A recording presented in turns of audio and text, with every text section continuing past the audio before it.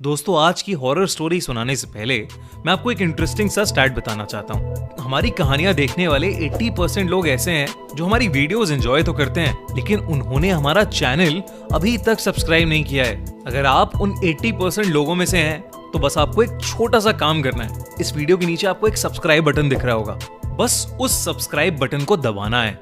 बस इतना सा काम करना है आपको, और लगे हाथों बेल आइकन भी प्रेस कर देना ताकि हमारी लेटेस्ट वीडियो आते ही आपको सबसे पहले पता चले।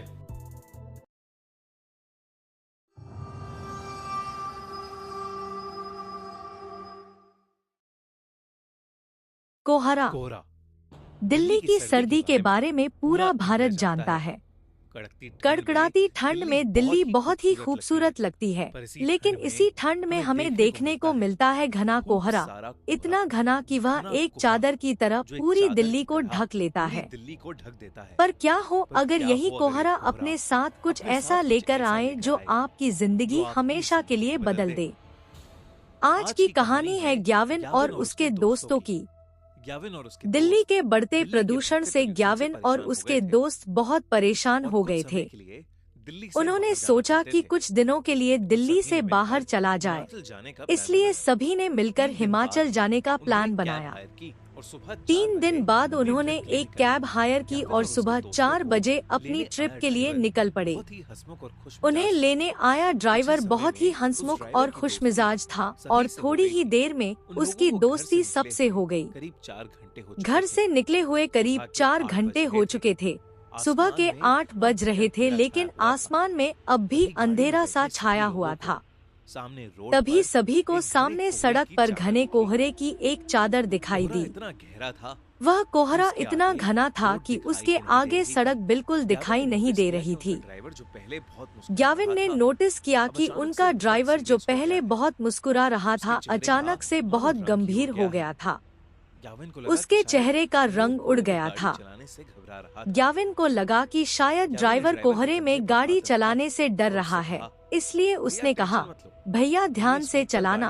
तभी ड्राइवर ने ग्याविन की तरफ देखा और धीमी आवाज में बोला, सर, एक बात ध्यान रखना, कोहरे में चलते समय गाड़ी की खिड़की बिल्कुल मत खोलना।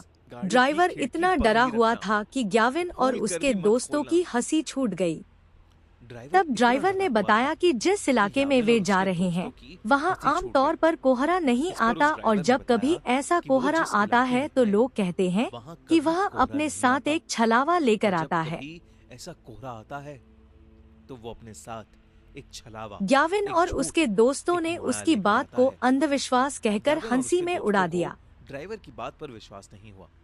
उन्होंने उसकी बात को अंधविश्वास बोलकर नकार दिया, और देखते ही देखते उनकी गाड़ी कोहरे कुछ ही देर में उनकी गाड़ी उस कोहरे के अंदर चली गई। कोहरा उनकी उम्मीद से कहीं ज्यादा घना था और किसी को भी आगे कुछ दिखाई नहीं दे रहा था। तभी गाड़ी में बैठी रिया को अजीब सी बेचैनी होने लगी और उसे सांस लेने में दिक्कत होने लगी। ड्राइवर की बात भूलकर उसने गाड़ी का शीशा खोल दिया और थोड़ा बाहर झुककर सांस लेने लगी। जैसे ही उसने ऐसा किया, ठंडी हवा के साथ कोहरा गाड़ी के अंदर भर गया।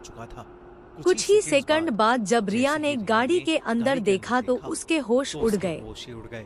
गाड़ी सड़क पर चल रही थी, लेकिन उसके अंदर रिया के अलावा कोई नहीं था। ग्याविन, रवि और ड्राइवर तीनों गायब थे। गाड़ी अपने आप चल रही थी। रिया ने घबराकर दरवाजा खोलने की कोशिश की, लेकिन गाड़ी लॉक थी। वह जोर जोर से चिल्लाने लगी। तभी अचानक गाड़ी खुद ही रुक गई और दरवाजे का लॉक अपने आप खुल गया। रिया तुरंत गाड़ी से बाहर भागी, लेकिन उसके चारों ओर सिर्फ घना कोहरा था। वह चिल्लाकर मदद मांगने लगी।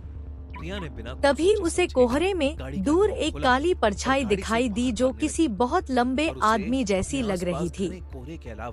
रिया मदद के लिए उसकी तरफ भागने लगी, लेकिन जितना वह दौड़ती उतना ही वह परछाई उससे उतनी ही दूर रहती। तभी रिया को महसूस हुआ कि उसके पीछे कोई खड़ा है। डर के मारे उसकी हिम्मत नहीं हो रही थी पीछे मुड़ने की, लेकिन जैसे ही उसने पीछे देखा उसकी रूह कांप गई। उसके पीछे लगभग 12 फीट लंबा काला साया खड़ा था। रिया डर से कांपने लगी और तभी अचानक किसी ने पीछे से उसे जोर का धक्का दिया और वह नीचे गिर पड़ी। उसी पल उसने अपनी आंखें खोल दी। वह अब भी गाड़ी के अंदर ही थी। असल में जैसे ही उसने खिड़की खोली थी वह बेहोश हो गई थी और ड्राइवर ने तुरंत रवि से खिड़की बंद करने को कहा था। ग्याविन और रवि उसे जगाने की कोशिश कर रहे थे, जबकि ड्राइवर बार बार एक ही बात दोहरा रहा था कि खिड़की नहीं खोलनी चाहिए थी। ग्याविन को अब ड्राइवर पर गुस्सा आने लगा था और उसने ड्राइवर से कहा कि गाड़ी तेज चलाओ ताकि वे जल्दी इस कोहरे से बाहर निकल सकें। ड्राइवर ने एक्सेलरेटर दबा दिया, लेकिन कुछ ही सेकंड बाद अचानक गाड़ी के सामने एक लड़की आ गई और तेज रफ्तार की वजह से गाड़ी उससे टकरा गई।